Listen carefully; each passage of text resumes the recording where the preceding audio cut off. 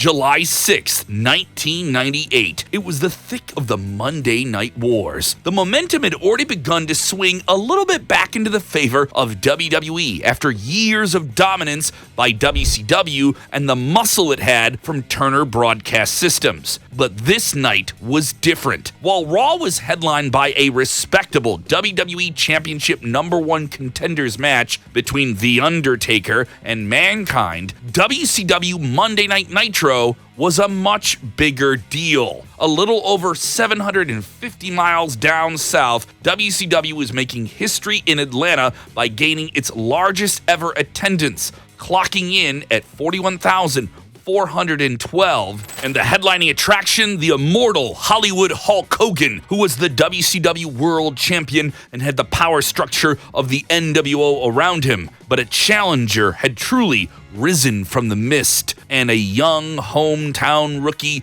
who left pro wrestling for pro football was bound to burst onto the scene just 10 months prior to build, culminating to this moment in an undeniable way. It wasn't just a defining moment of the Monday Night Wars between WWE and WCW. It wasn't just one of the biggest moments of WCW as a promotion. It's rare to witness such a meteoric rise that is undeniable with all of the elements coming together. It was so special. This is the undeniable legacy of Goldberg. This is Sportskeeda Wrestling. I'm Kevin Kellum. You've already lasted longer in this video than maybe most of Goldberg's opponents along the way. Good for you. Now subscribe to this channel for more content just like this. Get in the comments and sound off with your favorite Goldberg matches and moments, and give that like button a jackhammer and spear this link over to your wrestling buddies. Though Goldberg's career in most wrestling promotions was short, whenever he was there, it always felt special. He was an attraction. Whenever he was around,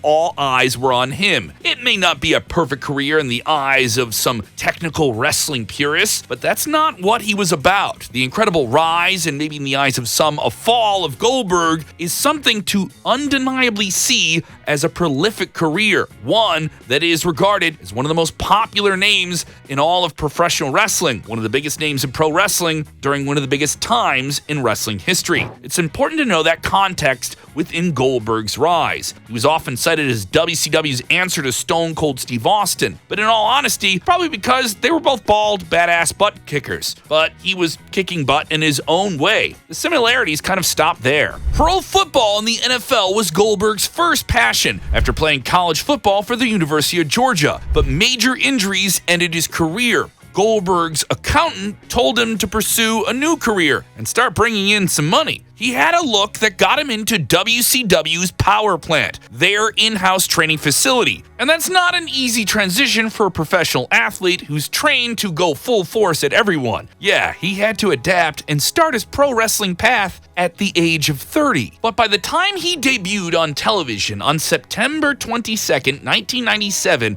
and up until the end of 1998, he went on an unprecedented tear of the WCW roster. WCW was betting big on the guy who had this head-turning look and serious physical set of skills. This was during the thick of the Monday Night Wars, where the NWO and the Cruiserweight division made up a majority of what WCW Nitro was presenting as a must-watch wrestling show at the time. They had a reliable set of veteran names from WWE of the past, but now in WCW. They had legendary figures like Hogan, like we already mentioned, and they also knew they needed a balance of newer stars to keep fans interested. Goldberg was the perfect answer to that. He was not an established name when he was presented the first time on TV. He wasn't a technical wrestler like Bret Hart, or a hyper-speed, charismatic cruiserweight like Eddie Guerrero. Goldberg wasn't a guy you expected to wrestle technical matches, and that wasn't the idea. He was a Mike Tyson-like figure, as the legendary Bill Apter once described him, where people tuned in to watch him destroy opponents in a matter of minutes or even less. He was a human monster truck who ran through every man that was put in front of him, and the next step was championship gold. Unfortunately for the poor cult leader Raven, who had just become WCW United States champion, he was tasked with defending the title against this rising force Goldberg, who was on a long, now undefeated streak that was simply only growing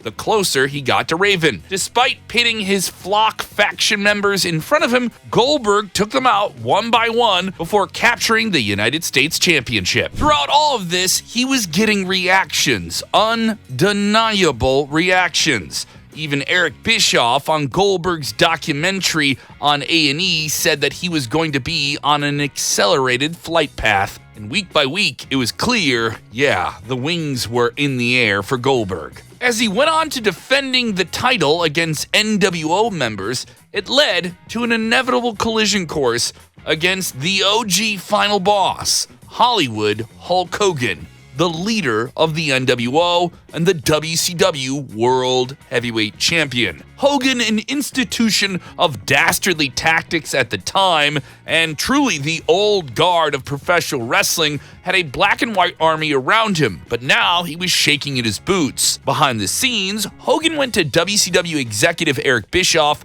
with the idea that Goldberg, who was soon going to pass 100-plus victories, an undefeated challenger for his world title, was right there, and Goldberg would be the man to take on Hollywood Hulk Hogan at the Georgia Dome. It's worth noting that the phenomenon of Goldberg, the chanting hordes, an undefeated challenger status, this was all coming together when he was less than a year into the pro wrestling business. The elements just simply came together for the biggest live crowd for a televised wrestling match in decades to be a truly epic scene. Yes, this massive match between Goldberg and Hulk Hogan was not on pay-per-view. It was on cable TV, on Nitro. Whether you agree with that business move or not, it still created a moment for the ages when Goldberg had his defining moment less than a full year into his career. He defeated Hulk Hogan clean in the middle with a massive reaction, becoming the WCW World Champion.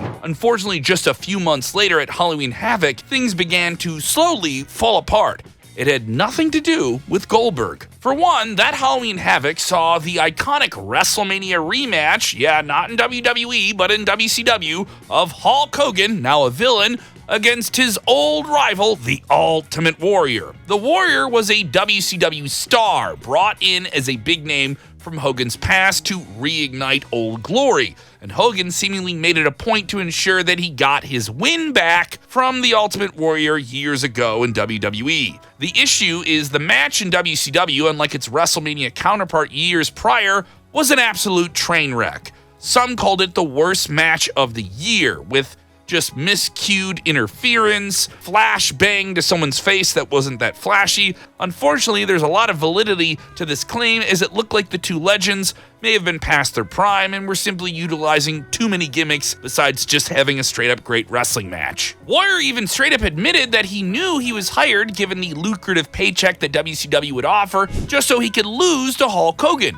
which is basically him accusing of WCW hiring him to massage Hogan's ego. But the main event that night, however, was something awesome, something exciting, something fresh. Two in-house WCW-created names in Goldberg and Diamond Dallas Page, DDP. Goldberg and DDP may have been the main event in billing, but they didn't get main event time, and the time management by WCW during this pay-per-view affair caused the entire broadcast to get cut off at 11 p.m. sharp, which was also when the main event was just about starting. Imagine paying for an entire event only for the freaking main event to be cut off from the feed. You paid for this, and you didn't get Goldberg versus DDP. It's unthinkable to happen today, but that's what happened to WCW, and they were forced to refund every fan who purchased that WCW pay-per-view. Goldberg and DDP's match would be aired for free the next night on Nitro, but the damage was done. Goldberg and DDP actually had a strong match by all accounts,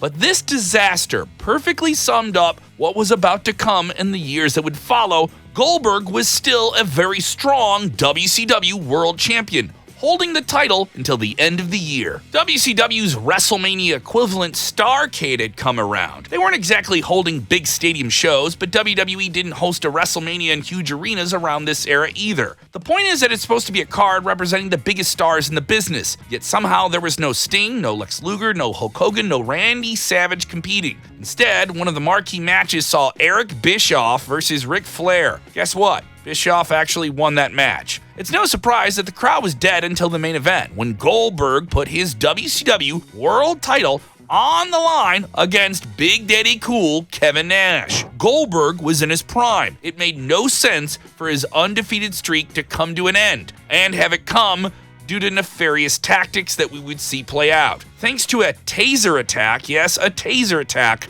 a shocking one from Scott Hall, Kevin Nash's longtime running buddy in the Outsiders, Kevin Nash became the new WCW World Champion, and Goldberg's streak was done. When he was scheduled for rematch revenge against Kevin Nash just a few days later at the first Nitro of 1999, Goldberg got arrested on the false charge that he was stalking Miss Elizabeth. Hulk Hogan returned and offered to take Goldberg's place, seemingly setting up a tense clash between these two former NWA allies and big names in WCW. That, ladies and gentlemen, is what led to the infamous Finger Poke of Doom, where Kevin Nash received a finger poke and laid down, allowing Hulk Hogan to pin him and regain the world title in one of the most criticized world title changes of all time. It was a big conspiracy, and God was it awful. Now, obviously, you can't blame Goldberg for how these things turned out, and he was still a relatively new name in pro wrestling, less than 2 years in the business. And you have to be really sympathetic to where he stands in the messy handling of WCW's creative process and maybe those massive egos backstage. Instead of giving Goldberg a go right back at the title, like maybe a lot of fans would have wanted at the time, he went on to feud with Scott Hall and Big Bam Bigelow. And that's not a slight at the Beast from the East, Bam Bam Bigelow, it's just that it showed how out of touch WCW's decision-making was in this part of WCW. An injury kept Goldberg out of action for a small part of 1999.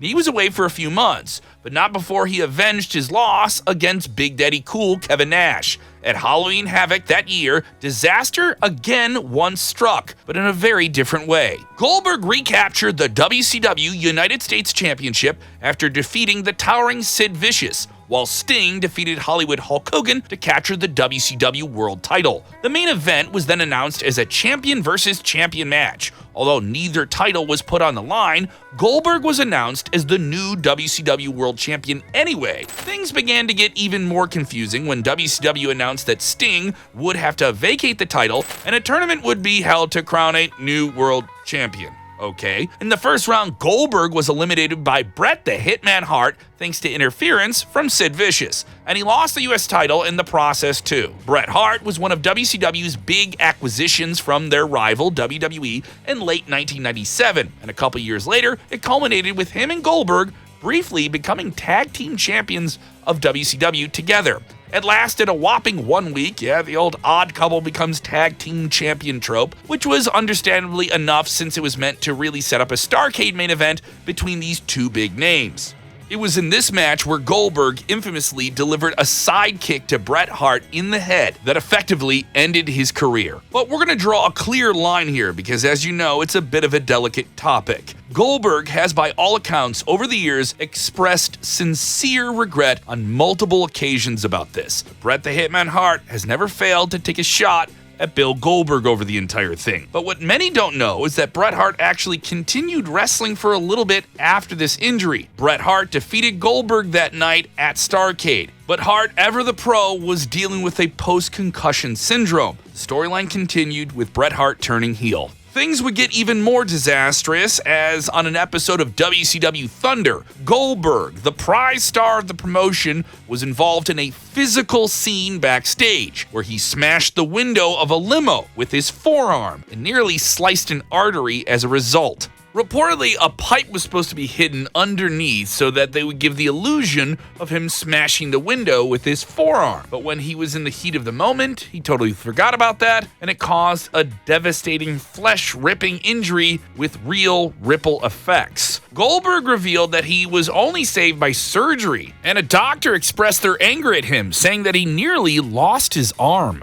He would be out for 6 months, which really isn't bad considering the nature of his injury, but it dealt a huge blow to WCW overall. When he returned, another ridiculous creative decision took place as Goldberg became a bad guy for the first time. WCW tried doing this with another babyface superhero in Sting, but it completely flopped. Good to know that they learned from their lessons. It was a short-lived, uneventful heel run, and by the time WCW tried to bring in a new streak and revive Goldberg's glory, the magic was long gone. WCW was in complete shambles overall. And in the summer of that year, we had the infamous Bash at the Beach incident. This is when WCW's creative director and on-screen authority figure Vince Russo, had a major clash, controversially, with Hollywood Hulk Hogan. If you didn't know, Hogan had a creative clause in his contract, brother, and he decided to exercise it that night when Russo wanted to crown Booker T as the new WCW World Champion to protest against this decision for Hulk Hogan and to overrule everything and beat Jeff Jarrett.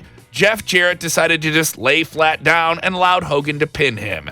Yeah, all of this happened, reportedly, without Hogan's knowledge, and Russo threw the world title into the ring. While legitimately furious, Hogan told Russo that this was the reason why WCW was in the shape that it was. It was maybe a double worky shoot thing. Maybe they just wanted controversy. Whatever it was a mess, and it didn't do any favors for anyone else in WCW, including Goldberg. WCW wanted to really throw a Hail Mary with a controversial feud again, this time with Goldberg against Vince Russo of all people. You can imagine how there was nothing worth noting there. An injury and another surgery kept Goldberg away once again, and this time he wouldn't return as a WCW name, as the company would be done before that could happen. What matches did you want to see with Goldberg back in WCW that you never got to see? Let us know in the comments below. WWE acquired WCW. Goldberg was not a part of the initial acquisitions, and the invasion angle would play out with more lower card names from WCW on WWE television. Meanwhile, in 2002 and the early part of 2003, Goldberg took 4 easy matches in All Japan Pro Wrestling, including tag teaming with Keiji Muto at the Tokyo Dome. But the real payday for a protected attraction like him was back in the United States. WWE was finally next. He would make his WWE debut on Raw right after WrestleMania 19 with a lot of hype and went right after The Rock. It was a huge deal at the time. Goldberg was finally in WWE, and he managed to beat The Rock right away at Backlash, being a real shot in the arm for WWE in their post-WrestleMania season. But Goldberg's first year in WWE, in retrospect, didn't meet huge expectations. Goldberg was reportedly keen on maintaining his image as a superhero to children, and his babyface destroyer persona was perfect in that way. But did that actually play in WWE at the time, all of the performers and storylines that they needed week to week? Yeah, it didn't really gel or start off too well. There was an incident where he got into a fight, an alleged real fight with the much smaller Chris Jericho, who was a colleague of his in the past in WCW. Jericho had Goldberg in a headlock, and by all accounts, he won the duel. The past tensions between Jericho and Goldberg back in WCW were now a problem in the WWE locker room. This affected Goldberg's reputation of being a badass killer,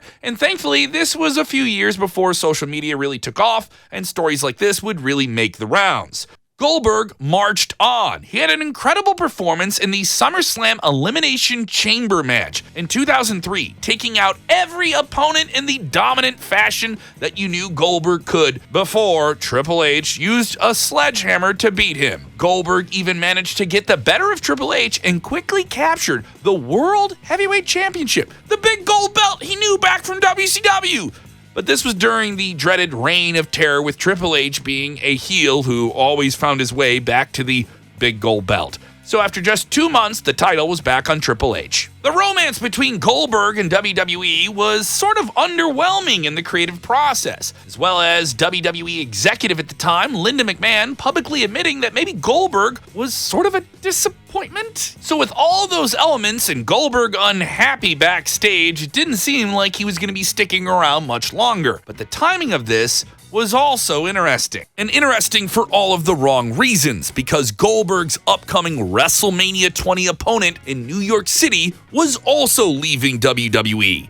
Brock Lesnar. With enough hardcore fans packed into Madison Square Garden, and them being very aware of both Lesnar and Goldberg leaving the company and leaving wrestling, they let their feelings be known, and both men were booed in the most negatively received live WrestleMania match we can recall. It marked an unusual and somewhat underwhelming end to what could have been a legendary career. Goldberg would do some stuff overseas here and there and maintain his profile in some television projects, but he wasn't a wrestling star really anymore. He expressed his discontent with WWE in interviews with Bill Apter in 2008, saying he didn't smile a lot there because he didn't feel like the content of WWE television represented what his young fans were supposed to see in a superhero. Goldberg got physical but didn't wrestle full-on matches for Legends of Wrestling on 2 separate cards on independent events in 2016. Maybe that gave him the itch for some redemption. He came back, yes, for that redemption with a return to WWE from October of 2016 to April of 2017. Out of relatively nowhere, Goldberg was once again a major attraction in pro wrestling with WWE, with the allure of what if? What if he could get the magic back? WWE featured him in video game projects and alluded to a major collision with the old foe, the man he left it in the ring with back at WrestleMania 20, Brock Lesnar. Goldberg would face Lesnar at Survivor Series and defeat him in shocking fashion in just 86 seconds. Knockout power like the Mike Tyson character he wanted to be. This was Brock Lesnar's first pinfall loss in WWE in 4 years. In the lead up to WrestleMania 33, we knew we were getting a Goldberg-Lesnar rematch, but now we were getting it with the WWE Universal Championship, something Goldberg would pick up along the way from Kevin Owens. Redemption for Goldberg would be complete in a 5-minute chaotic car crash match. Maybe one of the best 5-minute matches we've seen on a major show in quite some time. For Goldberg to lose, it didn't matter. He had a great match. He redeemed himself.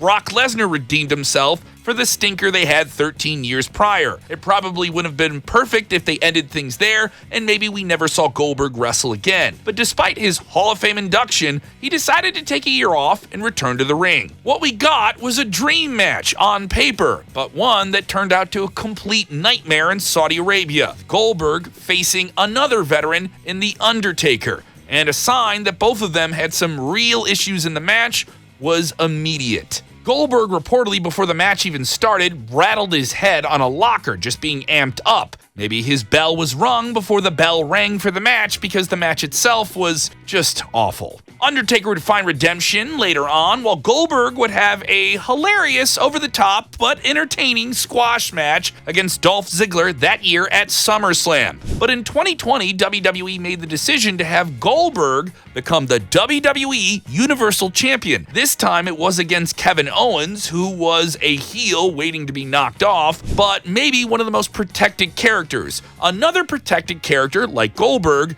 this time in the modern context, The Fiend Bray Wyatt.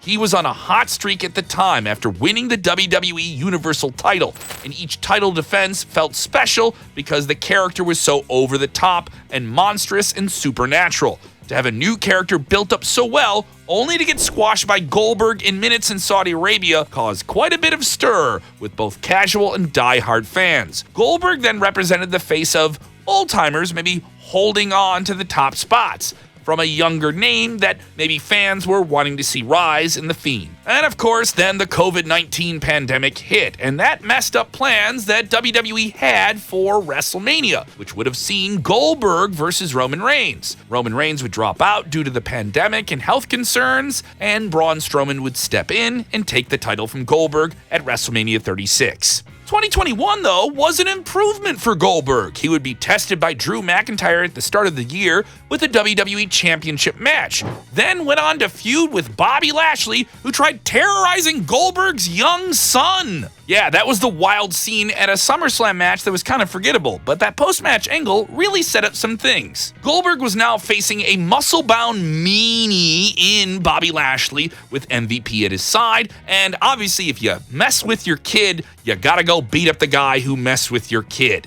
In Saudi Arabia, Lashley and Goldberg would face each other once more in a straightforward match that allowed Goldberg to be Goldberg. The brawling affair lent itself to Goldberg's strengths and allowed him to have a shining moment as a featured attraction for WWE. This would have been his final match. It would have been a really strong way to go out. Goldberg would be recovering from a bout with COVID, but would still take on a big money match against Roman Reigns in Saudi Arabia once again. Maybe that hindered his performance, but the match was more of an elaborate angle to sustain Roman Reigns as an evil world champion. And was this the way that Goldberg wanted to go out? Reportedly, there was a problem backstage, as Goldberg had a handshake deal with WWE boss Vince McMahon for a big send-off. In the summer of 2022, we all know that McMahon was out of WWE for a whole bunch of other reasons. As it came to be, WWE seemed to be not too interested moving forward with Goldberg having this big send-off match because they were in the midst of the hottest era they had in years with more fresh, younger talent. Goldberg was understandably annoyed about it, and there was even talks of him joining the rival, the well-funded All Elite Wrestling. That didn't materialize, but after he complained a bit about this publicly in interviews, WWE reached out, and they finally came to terms on a retirement match angle. In a familiar setting, it was set up by an exchange between the World Heavyweight Champion Gunther in October of 2024 in the spiritual hometown where it all started for Goldberg, Atlanta, GA. Gunther would mock Goldberg and his family at ringside. This would prompt a brief confrontation. Months later, Goldberg would come back to face the, once again, World Heavyweight Champion and demand a match. One last match. One last dance under those Georgia lights against the meanest, nastiest man in the WWE, the Ring General Gunther. And do it on a nationally televised event, WWE's Saturday Night's Main Event. Before you get your tweezers out, pull back here a little bit and see that a 58-year-old Goldberg dealing with time fighting against him would step in the ring against the nastiest striker in all professional wrestling, Gunther, and deliver a respectable 14-minute brawling bout that highlighted his strengths and lowlighted his weaknesses and allowed him to go the distance one more time. But his performance wasn't the problem that people had with that match. Saturday night's main event occurred the same day that the rival All Elite Wrestling put on a stadium affair in AEW All In, and it was also a show that was dubbed Advertisement Night's Main Event. There were a lot of ads that broke up the broadcast of this match for a majority of the people watching it. We did some math, exactly 30% of the main event between Gunther and Goldberg was advertisements. Money is money. This is the pro wrestling business. Goldberg's farewell address, though, after going the distance with Gunther, was cut short, and WWE posted the whole thing on YouTube. Still, it has to sting. Someone even called it a slap in the face to a legend of the business, but unfortunately, it is just maybe par the course in the circumstances that Goldberg is coming back into to have this big send-off match. Regardless, he got to have it on national television with a big new name in the business. The crazy part is a few years ago, someone on Reddit claimed that Goldberg had been a part-time nostalgia act in WWE longer than he was a big WCW superstar. No matter what, it's been 9 years since he became a special attraction, and he may have succeeded in getting attention, but there have been some mishaps along the way, both in WWE and WCW. Throughout it, Goldberg remained a name. Some can claim a backstage attitude issue, but a lot of these are circumstantial issues that he had to deal with. Injuries that every other wrestler takes a risk when they get in the ring with, the surgery and the rehab that comes with it, and chasing against modern context of what fans want. And to put it into perspective, Goldberg's main run in WCW, which was his peak in the eyes of most, lasted a whopping 3.5 years. If you include the 2003-2004 WWE stint, his full-time run as a wrestler was really only 4.5 years. To think that this all happened in a short time is a reflection of how important he was as a wrestling attraction, but also during a tumultuous time in the business where he had his rise. Either way, the most important thing is that he managed to make a lot of money along the way and live the dream of being a big-time pro wrestling entertainer. And perhaps that's the definition of a winner in this day and age in pro wrestling. So despite the heavy downfall in different parts of his career, he got to end it in a valiant way in his spiritual hometown of Atlanta, Georgia. There's not much else you can ask for. As always, thank you for watching. What did you think of Goldberg's final match? What was your favorite moment or match in Goldberg's career? Do you want to see more videos like this, giving you a full retrospective of a certain wrestler's career overall? Let us know who you want those wrestlers to be in the comments below. And thank you for watching.